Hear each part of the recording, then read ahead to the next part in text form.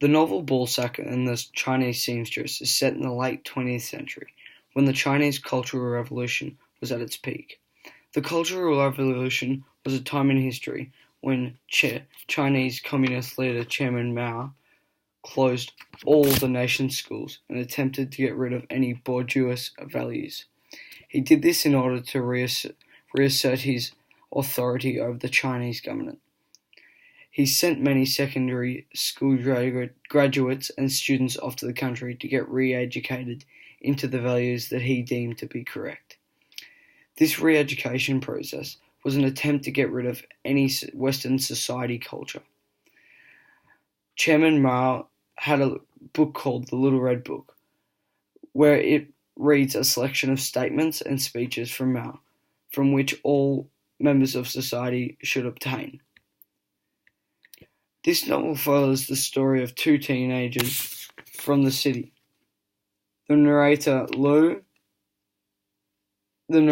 and Lou, who are sons of intellectuals. When they were sent off to be re-educated in the Phoenix of the Sky, Phoenix Mountain, they had truly begun their re-education process when the boys settled into life on the mountain as peasants carrying shit every day.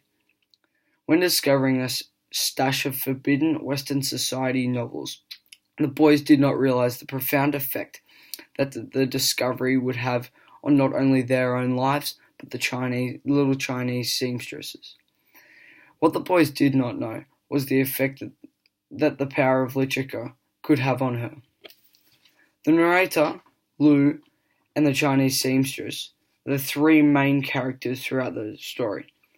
The narrator, who is an unnamed character through the book, is represented as a thoughtful and timid character. Throughout the book, the narrator is transformed by the power of literature.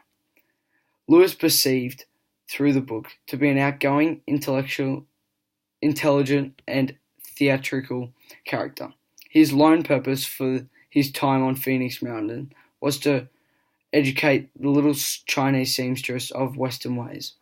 The little Chinese seamstress is shown to be an innocent little mountain girl at the start of the story, but develops into a young, modern-looking Western society lady. She is the character that develops the most throughout the book, ultimately because of Lau's teaching. Throughout the novel, key ideas are represented by the author, Dian Xia. One idea is strongly displayed, of how the power of literature can affect the characters and their way of thinking. The writer displays this quite clearly with the use of the main characters and how it affects their personalities. Another idea that the author is able to display throughout the novel is the failure of the re-education, as the boys were sent off to Phoenix Mountain to be taught Mao's way of thinking. However, the boys were more exposed to Western ways.